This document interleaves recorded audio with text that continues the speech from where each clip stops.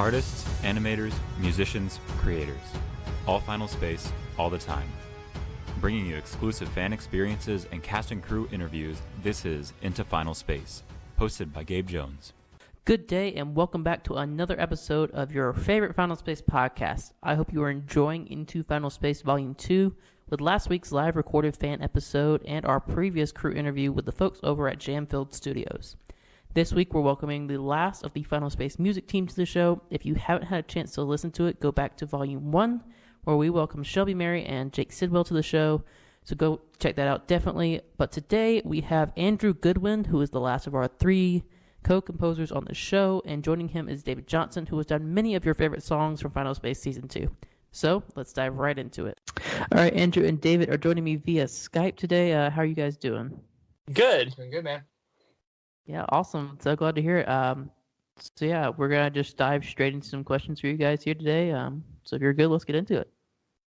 All right. All right. Can we just start with a little bit of what each of you do specifically on Final Space?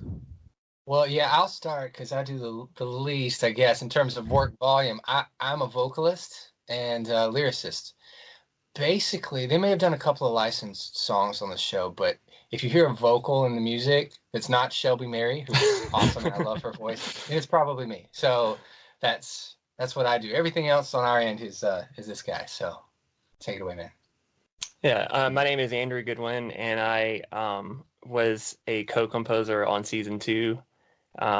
We got the chance to do 2 songs on Season 1, so that's kind of how we got into it. But they constantly want weird songs like Tight Pants or Can You Cover Footloose, so that's where we kind of come in with all that. Did I say my name, by the way? I don't even know if I did. I'm David Johnson. I can't even remember. So You did. I'm the vocalist. Andrew's the everything else you can imagine. Awesome, yeah. So yeah, what was that journey of you two coming on to Final Space? That's kind of a really long story. We have worked with Olin actually almost like a decade now. So we started out, Andrew and I were in a band, and we still call it by the same name. It's Awake Awake. We're a duo now, but we started out as a 5-piece rock band like back in 2007. Yeah. And so we've been at it for a while, and it's a long random story that if we have time we can get into, but if not, that's fine. Olin did a music video for us. Olin Rogers did a music video for us like back in 2011, I want to say. Yeah. And after that, after getting connected, he started doing, he was doing the sketches, he was doing the stories, but then he started doing stuff with a higher production value, like New Prime and Pop Rocket and a lot of different things. And Andrew got connected and started doing score work, and then eventually it evolved to where he wanted songs with vocals in them too. So we did some stuff on the Lions Blaze, both the live action one, the Lions Blaze 3 we started doing music for, and then when he did the Lions Blaze animated, yeah, we did like a whole EP that was probably a little unnecessary, but basically inspired by the Lions Blaze. And after doing that, obviously he pitched Final Space, and then he pitched the Lions Blaze. And when Final Space got picked up, Shelby and Jake came on as the main composers for the first season. But we, like halfway through the season, they contacted us about doing a couple of different songs that would have vocals in them on that. And I don't know if you did any other composing stuff on Season 1. No, that was it. Yeah, okay, just those couple of songs. But then you can explain more about you picking up on Season 2 and all that. But yeah. Yeah, Season 2, I guess I'd start, I'd been asked a little bit earlier to do some songs on it. I guess kind of in a similar fashion as Season 1. And, very unfortunately, Jake wasn't able to do Season 2. So that's when I kind of got in to do more of the work. Yeah.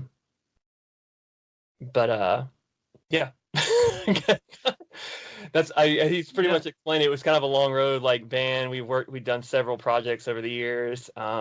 We just always loved working with them, and we had a great time, and we always kind of shared the same passion of just trying to make something really cool or funny or whatever it may be. And now it's kind of ended up, with getting the opportunity to do a, show on TV, which is huge. So and I'll add this too. I remember that first music video we did with Olin, and I wasn't that familiar with the world of YouTube at that point, but I could tell there was something different about him than your average YouTube comedian. Like, he wanted to be a director. Yeah. You could see like he really cared about the craft of what he was doing. So, I mean, it's amazing to see where he's come from there, but at the same time, like, you could see something even then that was like, dude, this dude is on another level. So, yeah. I completely agree. Yeah. Yeah, absolutely. All right. So, how was Final Space different from other projects that you worked on? Some of the stuff that you've done. If you want to just talk a little bit about that. Sure. I mean, one of the big things is that the amount of time that I had to do it. a lot of other projects were 20 minutes long or 10 minutes long, and but that was it. And this was like 13 episodes that were a little bit over 20 minutes long. Yeah. And it's like it was just the amount of time. So it was like trying to do what I would normally do, but in way less than half the time, which I think I've done probably like 4 or 5 like those like 48-hour, 54-hour film festivals like over the years with different friends, and it was kind of like a lot like that. You have such a short amount of time. You just have to go on your experience and kind of your instinct to make sure that you can get the best thing you can during the time that you have. That was that was a big thing for me, but that's part of I guess it's part of the job. Realistically, it's the real world. Things have to get done so they can be given to other people who have other jobs to do. I recently had a live episode with Shelby, and she was talking about one of the craziest things. It's just trying to knock out 10 songs in a week. Right. Yeah. All of it. It's Thursday and you've got till Sunday. You've got eight cues to do. Yeah. How do you go into that and be kind of clear-headed and not freak out and just sit down and focus and say, I'm going to do this cue. Okay, cool. That's great. I'm going to move to this cue, and like keep your head cool in that. If you sit down and you do the work, like I kind of realized after a while, like I'm going to get stuff. It may not be exactly what's needed for the scene, but it's going to be good enough for that point to get some notes and then move from that point. So I guess it was a lot of mental game, like trying to really balance keeping my head clear so that I could do the best work I could realistically. So yeah, and I'll add in too, like from the songs that I contributed to, or the pieces that I contributed to with vocals or lyrics on them. So we started out as like an alternative kind of cinematic rock band that wanted to be YouTube basically. And so like with both the Lions Blaze that we've worked on in Final Space, the little cues that we've done, it's basically like we've had to cover so many genres of music. It's just kind of ridiculous, like 70s, 80s dance stuff. Whatever random thing they need for a scene. Like, it'd be cool if we had like a pop song in here, and whatever random genre, we've pretty much tapped into everything at this point, except hip hop. We haven't done hip hop. Yeah, but that'll come, I'm sure. I'm sure. That's one thing. That's probably another thing is that, as a lot of other projects, they're very specific in whatever random genre or type they are. But Final Space was literally just like everything I've done, every weird style of music I've done was used in Final Space. I felt like, or skills from those areas, whatever they may be.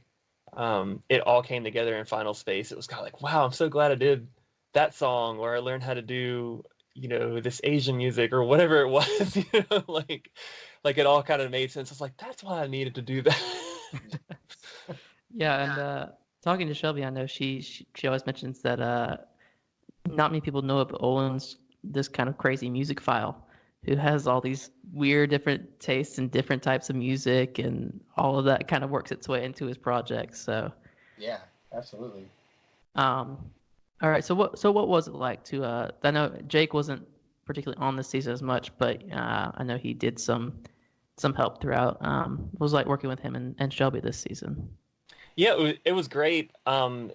Jake was actually commenting on a lot of the work up front. So it was like we would write the songs or the cues or whatever and send them to him, and he would listen and give notes kind of before some of the other bigger people gave notes.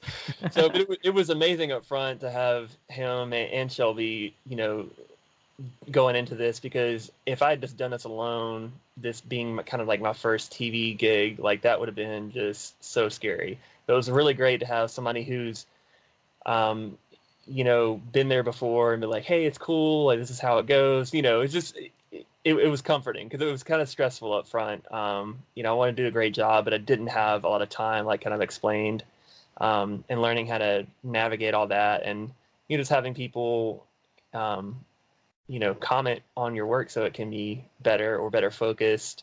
There's things that you totally would have done if you'd seen it, but you just don't see it, but that's what somebody else would kind of comment. And it's a lot. It reminded me a lot of, being in a band, which I've been forever, basically working with writing something and having other people come in and having, it's great when you're just like, man, I just don't really know what to do here.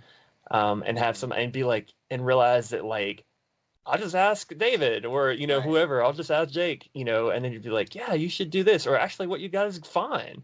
Like a lot of the times you overthink it. It's very common too. And sometimes just having somebody go like, yeah, like that's really good. Just maybe change this a little bit here. So it was, yeah, I love the team thing. Like, I'm big on that. Like I know a lot of bigger composers, it might say that it's one person on the credit, but when in fact they have an entire team behind them every time of interns or friends that are giving feedback, or sometimes just mental support, Yeah. It's a lot to navigate this, and I don't think anybody truly does it alone, or does it alone that's enjoying it, I guess, so. Yeah, I know talking to Shelby, Shelby's always saying that work never is really delegated. It's more of you guys are constantly on the phone throughout the day, just talking through a piece or figuring out what you're going to do for this next cue. Definitely a lot of teamwork going on. Yeah, absolutely. I'm glad for the little bit too. It's almost like I get to wear like a producer hat occasionally when Andrew will send me something, and I'm not really involved on that piece or whatever, but I get to chime in or whatever. There was that one day where I did get to I added just some like vocal hissing sounds, just something to kind of give it like an edge that you were missing, and then I was the one that suggested you sample a toilet for a particular. I've heard about that. It's like weird warped vibe, and once he put some effect on it, it actually sounded pretty cool where you could not even tell that it was flushing, so that was fun. Stuff like that. You just when you're like you said earlier, it's like the weight of like 10 cues or 8 cues, and you don't have much time. Your brain kind of is only in one place, and having somebody else who's not under that amount of stress being able to give you ideas or sometimes just feedback is huge. Because like I said, that simple stuff that day ended up making that work. So. Yeah, definitely. All right. So when they throw a new cue in front of you, what's your process when you're going to start making these new songs for the show? Gotcha. At first, it was kind of just freak out.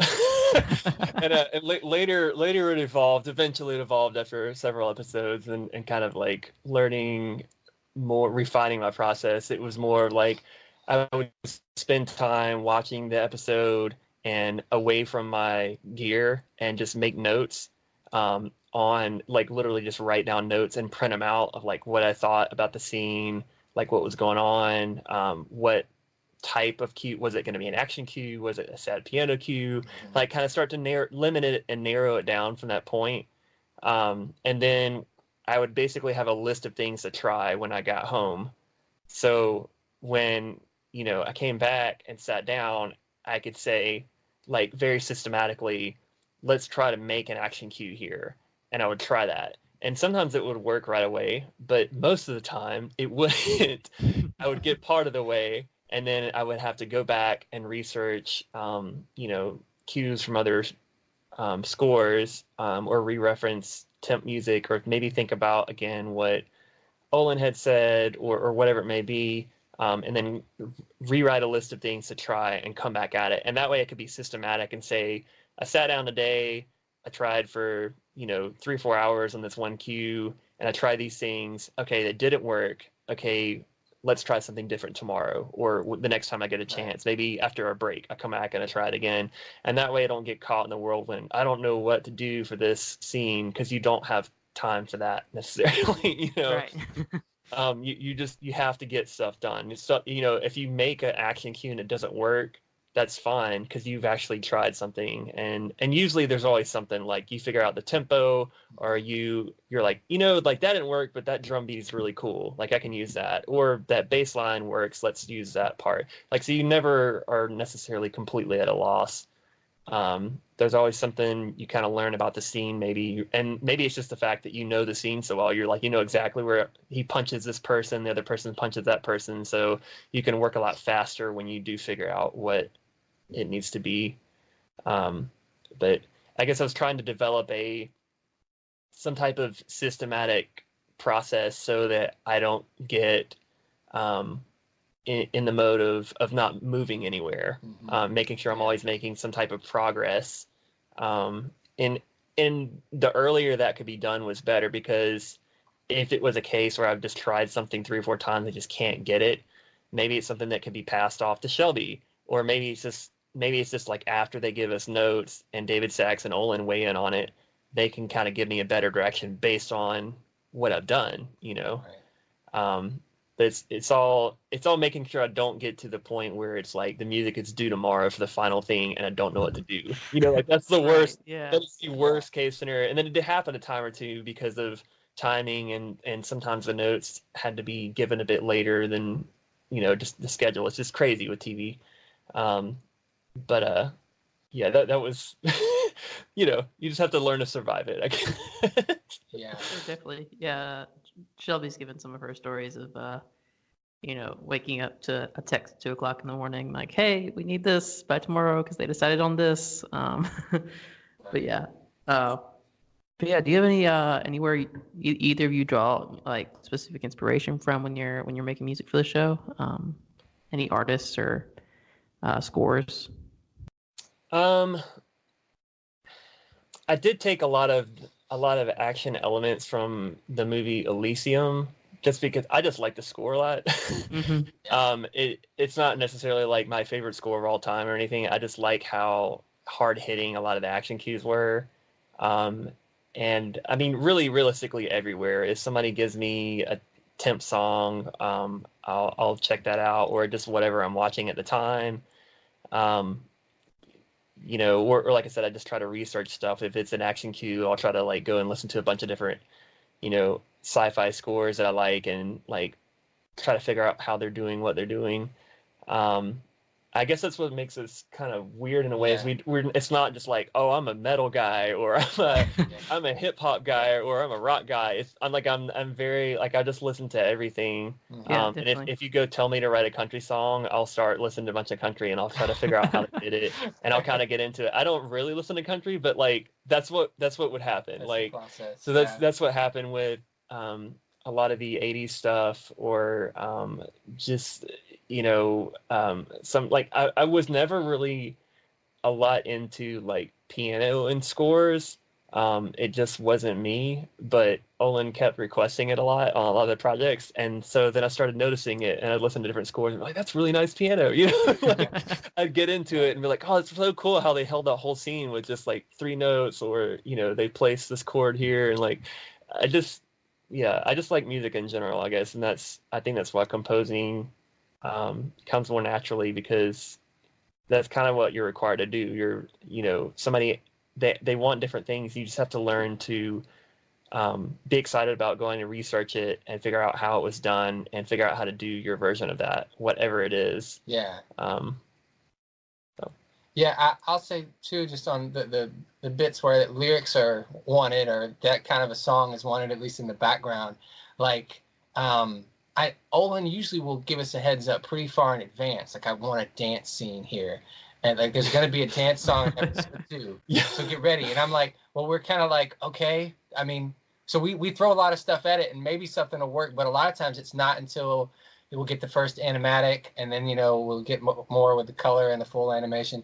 And I find that like the earlier I can get that stuff, the better my lyric kind of evolves. Because it's just like, I'm not ever trying to write something that's just like, I'm going to describe what's in this scene right now. Like I'm trying to find just a word or a feeling that will sort of fit that mood. It's kind of like a backwards process for how we used to write songs, that I'm trying to figure out what song would have fit here. If you pulled another song with another feeling, and then try to be like, what about that song was kind of that set the mood for it. So, and the cool thing is that, like, with that thing, it's the second episode of season 2 with the evil bears and the cookies and all that.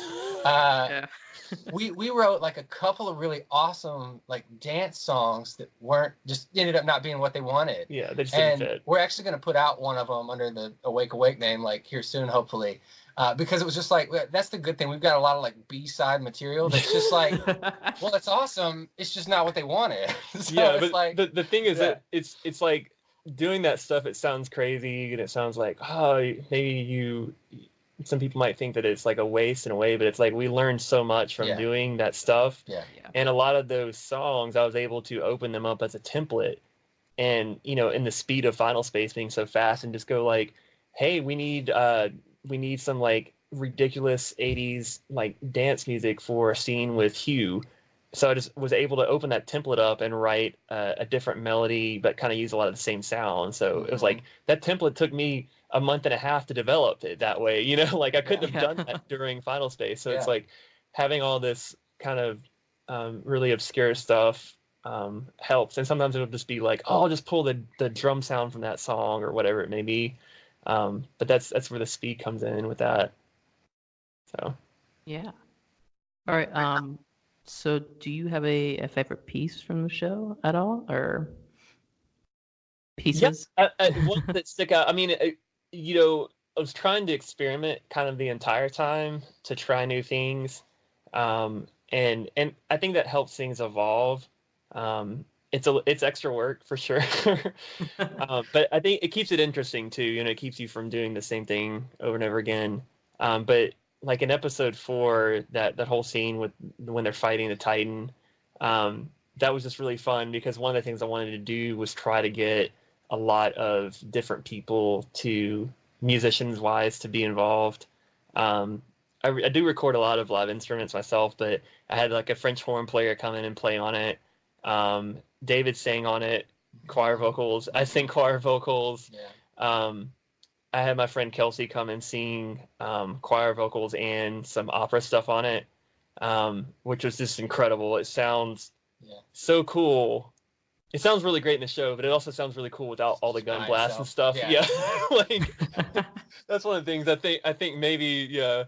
But it was really cool to do that and have all the other live instruments, and just, really made something that was just weird and different and unique. And, being that episode was a bit different too. And it was kind of like this weird, thing that was a bit disconnected from the rest of the show in a way, like world-wise, I guess is what I'm trying to say. It made sense too that a lot of the sounds and the music was a bit different too. But that was, I mean, I love that one. Also, I just really like this other song we did in episode 11, where HUE and Mooncake were going shopping. Yeah.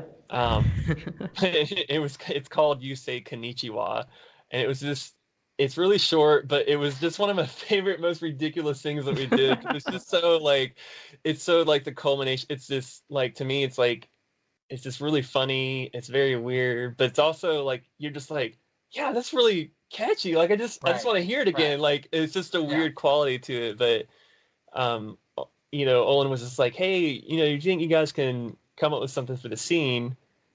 He said Japanese pop. Yeah, he said pop. I'm like, a cross between Tron and like Japanese music, and I was like texting him like, so what did asking him questions like, what does that mean? He's like, I don't know. And we said great, and so we just went for it, and kind of figured out some different things we would try. And I don't know any Japanese except Konnichiwa. Yeah, and so we eventually figured out that David should sing something in Japanese. And that's all. Yeah. Anyway. So it was just fun. It was fun to make. It came about really quick, and like I sent him the track, and he sent me back the vocals. And it was one of those that a lot of times we're sending stuff back and forth, and I hear it. And it's like, oh, it's pretty good, but maybe we should do this. Like, it's not it, like it needs more work. But this one was one, he sent it to me, and just instantly it was like, I started laughing so hard when I heard it. Like, cause I just completely didn't expect it. And it was just like, it just blew my mind. It was like, I was like, no doubt at all, think that's it. Like, that's it. Yeah. Like, hopefully they will like it. But I was like, that's it. Like, that's what I was looking for.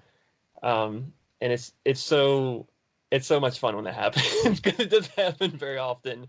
That it usually takes a lot more work and a lot more evolution to get things to that point. But that one it was just a fun song.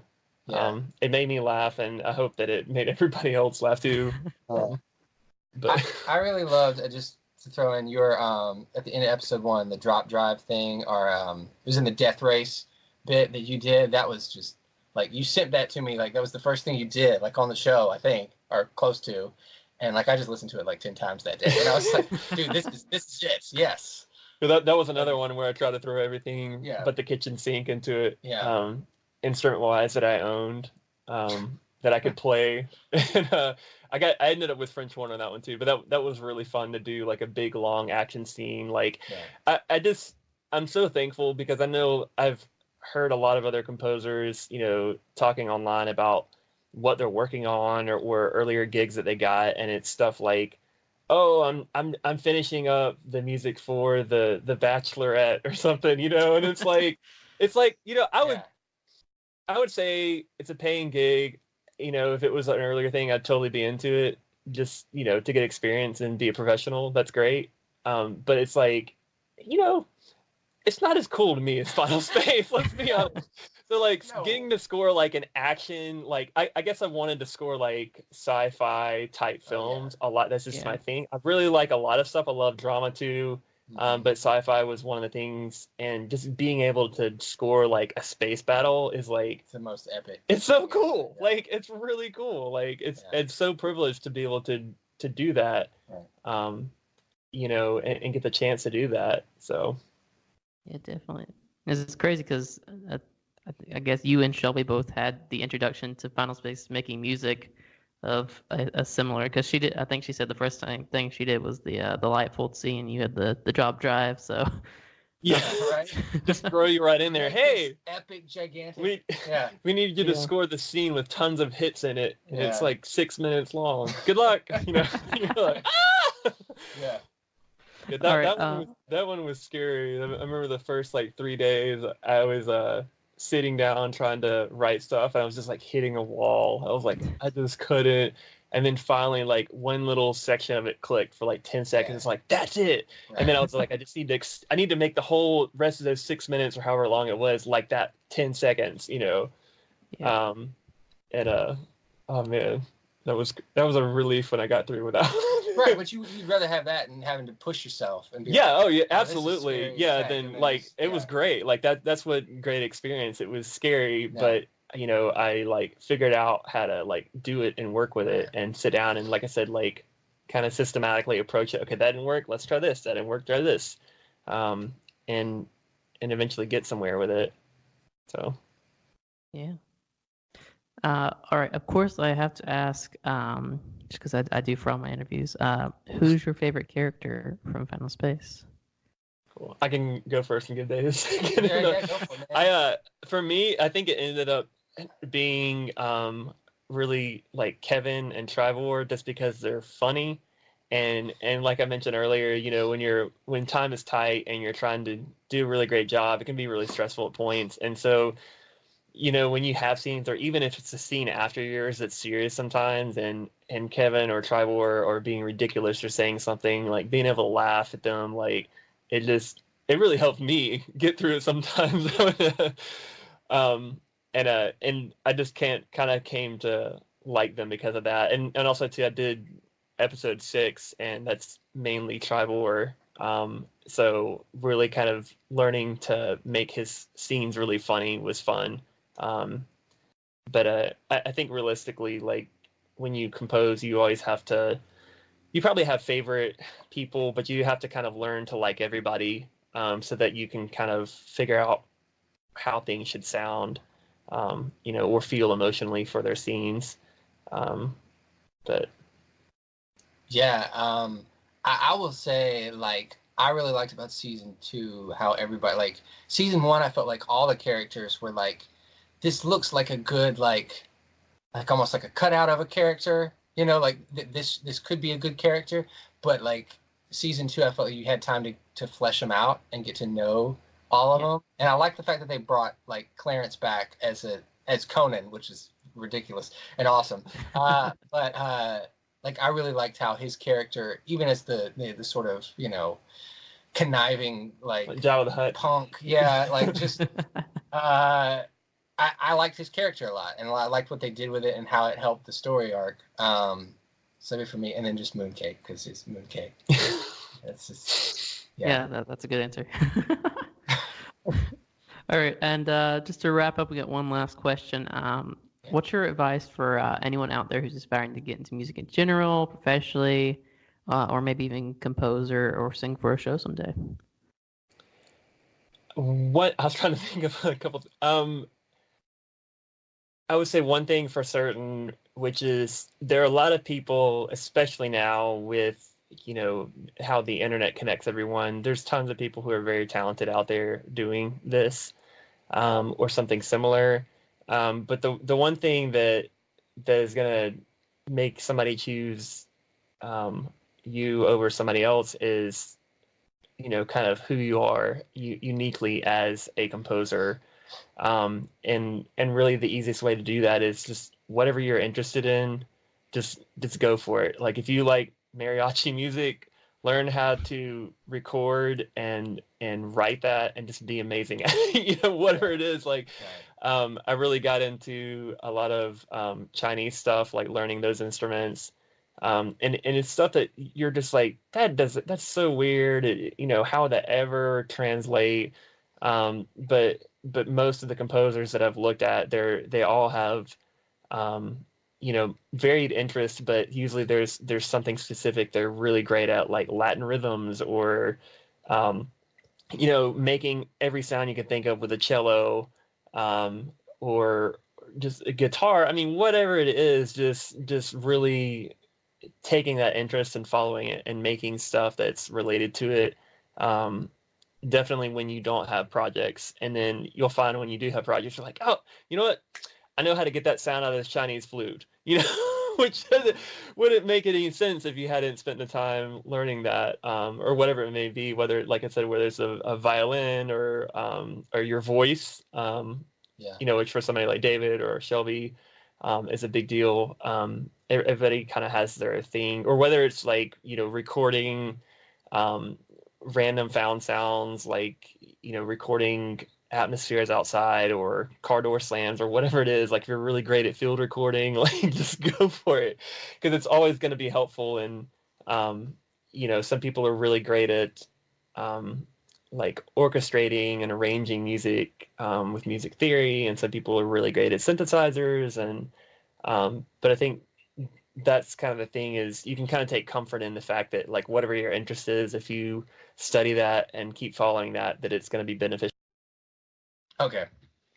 And I'll just say, like, to anybody like new to music or new to working on a show or a big project like this, like for me, the biggest thing to learn is like to take it easy on yourself in terms of like it's emotional. Like you're working, you're putting yourself into like a piece, and then if that's not what they want, all of a sudden it can quickly jump to, well, they didn't want that, maybe they don't want me. Like it's just like no, that's not true. And like, because like I said, we have a ton of like B material that we have a whole folder full of stuff that's just like, no, this was good. And it helps to work together because we can tell ourselves, that was awesome.